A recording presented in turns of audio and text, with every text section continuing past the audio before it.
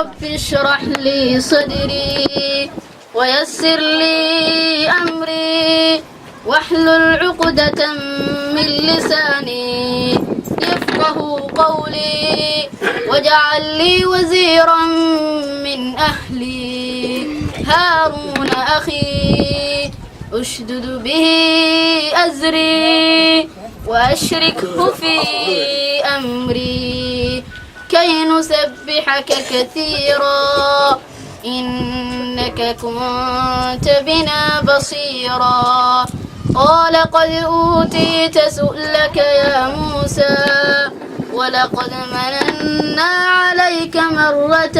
أخرى إذ أوحينا إلى أمك ما يوحى أن اغذفيه في التابوت فاغذفيه في اليم فليلقه اليم بالساحل يأخذه عدو لي وعدو له وألقيت عليك محبة مني ولتصنع على عيني يا ardayda magaalada in iyaguna saas oo kale ay noqdaan oo sanadka xiga inuu saay noqdaan inta kadib waxaan doonayaa in markaan ku soo dhaweeyo hadda kelmad wacdiya oo markaa tadkira ah oo xasuusin ah in markaa waxaan ku raadaa inuu sheekh kamid ah culimadeena aan markaan ku soo dhaweeyo sheekh Cabdiraxmaan Nuur Maxamed subhanahu wa ta'ala wuxuu leeyahay وذكر فإن الذكرى تنفع المؤمنين نبي الله محمد عليه الصلاة والسلام أصغر ربي خطابك إنصر مرينيا لكن دمان أمته هدى الله ضيا وحول لي هيواني محمد عليه الصلاة والسلام دتك واني أو حشيك وانا ذو وحي أنفعيسا لمن آمن بالله إيمانا صادقا ninka ilaahay rumeeyay rumayn dhaba ee muuminka waxbay tari kii kalena xuja ayay ku tahay waani baa leeyahay rasuulka kaleey salaatu wasalaam hadii la suwaani waayana shaytaanka ayaa ummadda ka qaalim noqonaya halku ugu talagalayna ku hadlaynaya rabbigay muxuu leeyahay kuwaani waxa uu ilaahay leeyahay subhanahu wa ta'ala kuwaani waxa midhaha laga helaya samaraat وأنا دوام حي الدنيا وحي كل نوران لهاي كوانا سلام لهاي كواني آخرنا وحي جنة كهلي لهاين كواني ووام حي ربي قال لي وكدم بيسيعات وما خلقت الجن والإنس إلا ليعبدون كني يئس وحكر ربي قال وما نبو رنبولي إن يعبدان مو يعني وإن أدقرت يا أخي في الإسلام يا أيها الأمة أمة بلي عقال وإن قرتان وحا كون كان أوجوكتان بسم الله الرحمن الرحيم مرة هراء أنا وفاق لي مقعب مقالة بلي عقال وحا سلام إياه وضياشة علماء وحكرتك نوي حفلت المانتا لو قصة تحقلية بكرة سلام إياه مرة بعض وحا سلام إياه ملعبات قرآنك مدرسة حفلة maanta aan joogno ee naloo dhisay ee aan umaka xafladeeda dhigayno cid allaale ciddii wax ka geysatay hadday noqoto gacan hadday noqoto adduun hadday noqoto ray waxa aan salaamayaa ciddii alla ciddii wax ka geysatay qurbajo ka noqoto waxa weeye waan u mahadnaqaynaa haddii la yidhaahdo ilaahayna waxaan uga baryaynaa in ay أجر حسنات له ومن على القرآن وقوم إلهي إن أجر حسنات له كسي أيان إلهي هو ديني أجر حسنات له كسي مثل بعض النبو وحاولنا مقالوا أو نهاي وحاولنا بالي عقال وحيابه بدن بانك مقال شيء ورئيسي وطاس مع هذا القرآن كي ما أنت ده مقالوا واحد جتاي 6 سنة جتاي ما أنت 6 سنة كبيرة مصدق ما سجلتي وحوي ملعب خفيفة لكن وحنا قاعد عنك أو بدن ما نجمع سوتكل مقالوا كلا كين كقرآن كده آخرين يوحى يقول قلبه هذا بوجرة 2 كيلومتر وحنا خبر إلهي malcaamada maanta aan bilownay تتيهنا قاطع سبب العقالونا وقت يروم كنا كنا قلنا في آخرين تيجي نيرو نمدين اللي بوها وحوي تذال كذا عيال اللي قبها هي دمر يحبوا وحي والد مرشن شوقه تيجي نكون ينام الحق ولنا وده أسكت حالي شنو وحوي لهاي هنبقى قربكم وإحنا لقطينا عند ذلك أيام فوانين وحقوا شيء والعدي ما أنت ملعابد اخترت وانا قبل هاي وحيابه بدل ما مقال يتبع شايو جولي ومقال حتى كقبيا وحيابه وحين تنت برشدو لو شيء كتير تنت تقول ده وانا قبل غيين ملعابد أسمع توه يسكون في معنا عرق وده قبل خنا قحنا مقالين قبل إنه نقدم بيه أياد اللي قسمي وتنت كاب إيش دمي تا والله أنا قلت ذلك دم ما يرينو حرينا يوعد البوط يوعد قبل سوى البوط يجمع حضرا كاي يقول ما هي عندي وحلو في حكرتين وقال لا هذه عادو مهستين كستو يقول رئيسك هذا شيء قرطن وحوي عطانا هاي والدين تا يوم ماملك يوم ضياش ديجان كذا هذه عادو مهنا cid kasta oo arrintan soo abaabushay oo soo agaasintay oo wax ka deysatay lambar 2 Axmed Xaaji Ismaaciil Warsame ayaa madarisadan noo keenay cid kasta ha kula diirsado ama keligood ha ku koobnaato inanka ayaa noo keenay dhismaheeda awal waxaanu leenahay horta marka koowaad haddaanu nahay deegaanka wax qabadkii aanu ka doonaynay taaliyada reerka iyo kuwa gudahaba waa tii koobaad taas waxaanu leenahay horta dee waa laga afriyo lagama afqaado weeye waxa kale waan anagu ballan qaadinaa xagga iyaga inaanu maanta madarasada noo timi iyo macalinka naloo ballan qaaday muddo sanada mushaharkiisa in laga bixiyo annaguna inaanu wixii halka ah xagga iyaga ah aanu aad iyo aad isaga adkayn doono arday imika kontona ayaa joogta deegaanka inta miyiga ah ayaguna guryaha ku deegaanka ah kumaan darin inta guryaha ku deegaanka ah ee laga keeni doono kumaan darin aad iyo aad bay uga soo badanaysaa marka la yidhaahdo weliba mushaharkii cuslaa ee waalidiinta laga qaadayay meesha way ka baxday aad iyo aad ayay uga imanayaan waayo dadku inta badan culayska waxbarashada ay uga harrabaan dadka miyigu xagga dhaqaalaha weeye mandaqada hoose ayuu u badan yahay dadka meesha ku nooli taa ayaana had iyo jeer aale keenta inay waxbarashadu goobta inaanay horu shaqayn marka haddii bedelkeeda leeyahay shirka dhammaantiin rag iyo dumarba waftigan caqibada leh ee safarka wacan ee diinigaa noo siday gaar ahaan baan isaga noo sii salaamaya waxa weeye wacdi iyo waanaba waxay noo dhameeyey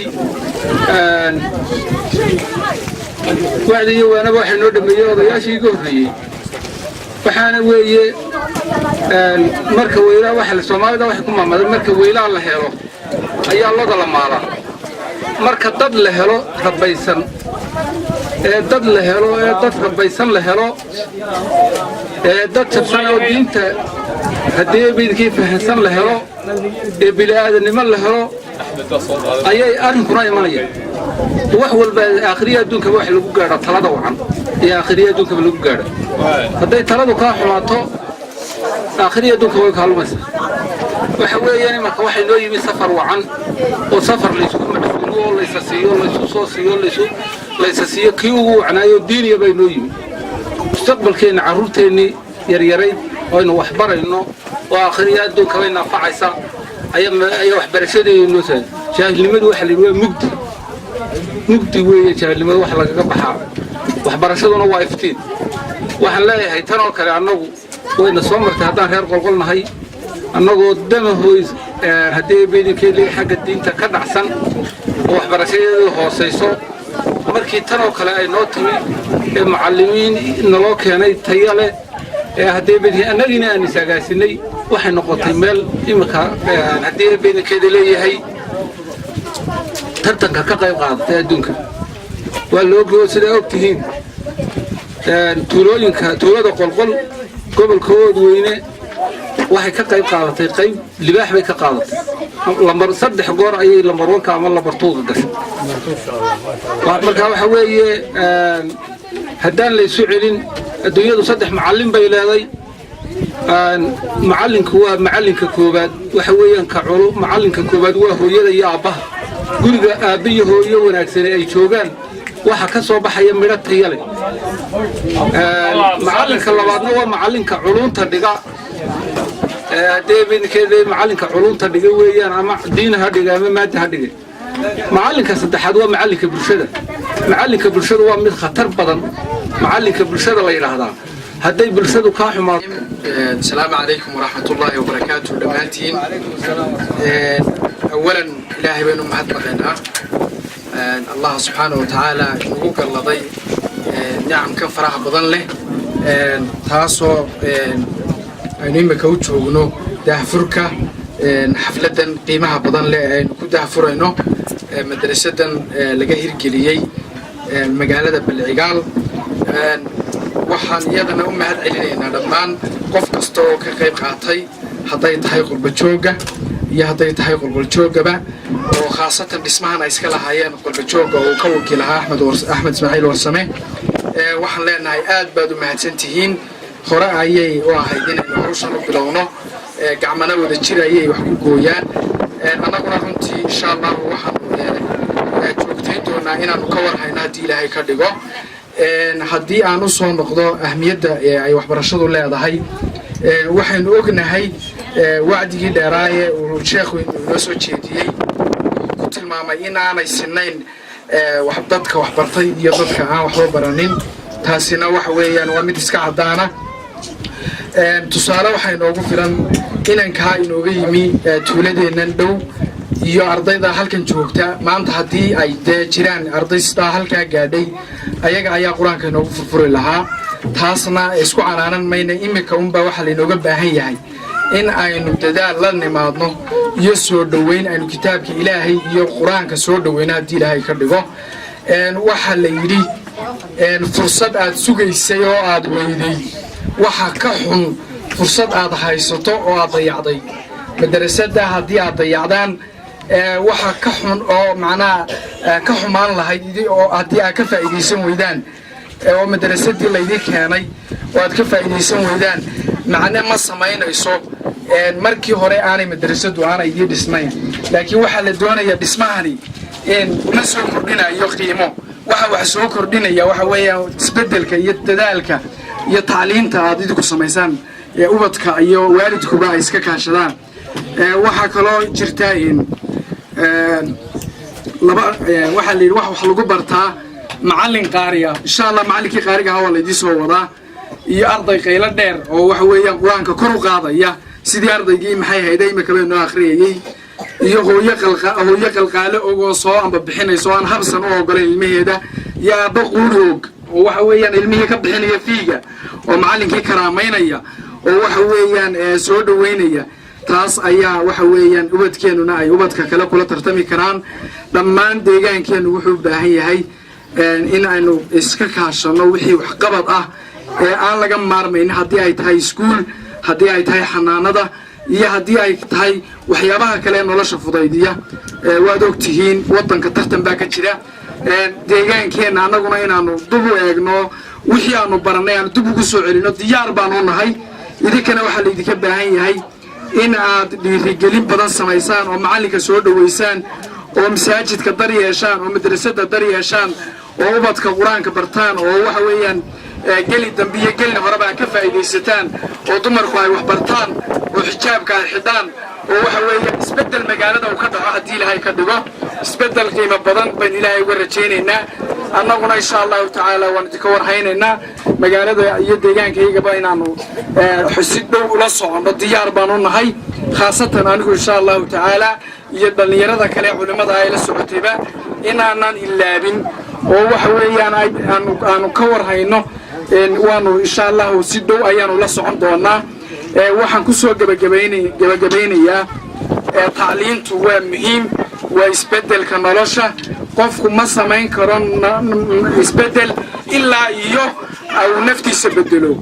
insha Allah ta'ala madarasadan cusub anigu shakhsi ahaan nuur cabdi jaamac ahaan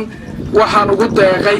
100 kitaab oo qur'aanka kariimka ah oo iskugu jira kuwii yaryaraayo jisca ma ahaa iyo kuwii kale iyo sidoo kale kartoon buugaaga oo waxa kale nimika iyadana qalimaantii baa la socota qalabka waxbarasho oo shakhsiyan anigu aan ugu talagalay in aan madrasada ku maamuuso haddii ilaahay ka dhigo ayaan wareejinayaa iyadana sidoo kale kuwa halkaa yaalla ilaahay waxaan ka baryayaa inuu ilaahay naga aqbalo oo waxa weeyaan inuu ilaahay naga aqbalo oo waxa weeyaan ubadkeena yaryar ay wax ku bartaan bari ka maalina aan ku soo noqono iyadoo ay ubadkii halkaa ay wax barteen waa farxad bay noo tahay weyn aad baad u mahadsantihiin waqtiga oo ciriiri hadal badan meesha kama banaana waxaan idinkula dardaarmayaa macallinka inaad soo dhaweysaan oo waxa weeyaan mar labaad iyagana waxaa baaq labaad u dirayaa qurba joogta madrasadan dhisay iyagana inaanay maxay hayday haddii ilaahay ka dhigo intaa ku ilaabinaya iyaguna ay ka warhayaan iyagoo ay dadaalayaan dhammaan qurba joogteennu oo ay madheerana madrasad caalamiya ka wadaan sidaa laajigeed tartan baa socday reer Balicigaalow qaybtiina idinkana waxaa laydinka doonayaa inaad ubadkii abaabushaan dhallinyaradii abaabushaan hablaha abaabushaan oo waxa weeyaan ubad mayna garansiiyey malcaamadda waxaan kaloo mahadnaqaynaa cid kasta oo ka qayb qaadatay madarasadan dalgiyo dibadda maxay ahayd howlaha hadda waxaan jecelahay inay dhammaan yihiin malcaamaddu ay dhammaan tahay howlaheedu maxay ahaydee dabeetana waan ku wareejin doono guddidayaan odhanay sideed ayaan ku wareejinayaa waxaan kaloo idinku wareejinayaa kitaabo 100 kitaab iyo 100 buug iyo 100 qalin oo ay leedahay inantii uu sheegay naciimo wiraan waxaan kaloo jecelahay in maxay ahaydee aan ka howlgalo ama aan idinka caawiyo macallinka intii suuragal noqota ama 6 bilood ha noqoto ama sanad ha noqoto ama 2 sano ha noqoto inaan idinka kabo idinkuna aad samaysaan sanduuq oo ay iska bixisaan wixii aa awoodaan oo aydaan isdhiganin anigu waan idin kabayaa intay doonta ha qaadato waan idiin hawlgelayaa idinkuna waxaan idinka rajaynayaa inaad ka faa'iidaysataan oo aydaan isdhiganin oo aa iska ururisaan wixii aa iska ururin kartaan ardayda waxay ahaydeen qof kastoo dhiganaya ama cid kastaba waxaan jecelahay in kastoo aan ka hadlo arrimaha xagga danta guud inaan ka hadlo maxay ahaydeen danta guud waa muhiim waana waxyaabaha ummaddu ku hormarto waxaad samaysan kartaan sanduuq waxaan soo hadal qaadnay waxaan jecelahay maalin hore aan soo hadal qaadnay xagga caafimaadka waa run waxa maxay ahaydeen alaabta waan baayacay alaabta ma badna qalabka dhan ee isku xidhan ee dhakhtarka waa $3,000 hadduu ugu batay ilaa sariirta ilaa shaybaadka ilaa wax allaaliyo waxa ku baxayo $3,000 kama badna $3,000 haddaan idinka daboolo dee waa inaad la timaadaan hawlihii kale oo qolka samaysataan maxay ahaydeen ay ka mid ah meesha loo yaqaano darimarca iyo fadhiisinka garhka meesha loo yaqaano maxaan ku rahdaa allahuma salli calaa maxamed godwaraabe oo iyagana iminka hadda waxaan wax ka bilownay maxaan ku rahdaa balli muuse in yar isna xaggan inaga xiga waxaas oo dhan waxay u baahan yihiin dadaal ayay u baahan yihiin waxay u baahan yihiin dadka dibadda dadka gudaha dadka magaalada dega tuulooyinka dega aynu sheegnay wacyigelin fara badan bay u baahan yihiin dadka halkan degan kolley waxaa jiri doontaa insha allahu tacaala macallinkii waa la diyaariyey معلنك وحيد كما هي إلى أن أعضو فربضا وحيد كما هي ماشي ودقي لهاي نوص ديار صار معلنك وحن كل ريش ويجان مقنو سو ديار قرو marka maxaan ku radaa ardaydii inaad si diyaarisaan qolkii iyo meeshuu degay inaad si diyaarisaan guddidii iyo nidaamkii oo dhan in la sameeyo oo marka maxaan ku radaa cidda marka madrasada lagu wareejiyo marka Axmed markuu wareejiyo uu ku wareejiyay in nidaamkii hawsha ay dejiyaan ayaa la idinka baahan yahay idinka madrasada ardayda marka la qoro odayga iyo islaanta iyo inanka yar inta wax bay ka baranayaan معلنك هو كفايديسانيسان هدي لكن معلنك مركو أرضي وحده وسيد أيه سجنا ومعلها نسكتشو وين مركو أرضي سيد إسلام هاي مادان مساعد كي قضياش هاي مادان وحكى الله أنت قدم يسمى مدارس خلاص صار نوض وقع الله يعني تحامات كوقع عندنا سنة كي والله وجه على الوقع عندنا أيات لما أم باين أخيار تبغى القولية وحجال لما أم بكو قربها كو كيمي لما أنت وعد السلام يا واحد والسلام يا سلام السلام السلام عليكم ورحمة الله وبركاته. صلاة كدب وحوي المتحول قوين وحنو يبقوا شيئا وحنو ابنها يدين وحنو تشعل يوض ووض مركز تشعيش هاي ووض كما هاي بريس كودة يمر يهود ونكور هدين لقور هورو ووض درفتين مركو لما تنشر نغضو waxaad tahay wax la siiyay garan maayo hadii aan wax barin wuxuu umada ku anfacayo ee adiga ku anfacayo alisiradiis ee ku anfacayo dadka iyo umada iyo adigaba waa markaad wax bartaa ilaahay bariis aad weeyda ku ciqaabi maayo culimadu way noo sheegto laakiin quraanka hadaad ka hagrato waa lagu ciqaabaya waxa lagu weydiinayaa maxaad bartay waxaa kaloo ka mid ah ilaahay markuu ubadku siiyo ee aad wax barto ee walad saalaxa uu yahay adoo dhintay maahana kuu sii dhalaa qur-aanka intuu barayaba inuu ka intifaacayo oo sida akhri yahay waxaynu ognahay inaynu maalmo yar halkan ku joogno nin 20 jir ku dhintay nin 30 jir ku dhintay nin 60 jir ku dhintay in birta la wada dhimanayo waxaynu ognahay maanta ubadku sida aynu maryaa iyo bariiska ugu warwarayno inaynu horta waxbarashada ugu warwarno oo waxbarashada koow ka dhigno oo qofka akhlaaqiyaan u dhismo oo waxbarasho ka helo oo adiga ku anfaco oo dadka anfaco taloo baahan yahay wadaa waxa kaloo in daabiyadeenna waxaynu sheegnay inaynu habsan badan hayno oo aadaynu habsaanay waxba ma laha waxa la dadaala xaaji cabaas ku gaadha maanta ayaynu nimi madrasad laynoo keenay way ku mahadsan yihiin horta qurba joogta madrasada ay noo keentay ilaahay ka jisaaysiiyay Axmed Xaaji Ismaaciil oo horeeyo iyo intii kale ta ka taakulaysaba waxa kaloo jirta dad kale oo buugaa ku soo deeqay inan kale oo la yiri 100 kitaab iyo iyaduna keentay iyo 100 buug iyo qalimaan oo uu dhalay Axmed Warsame wiilaan waxa kaloo jira Cabdi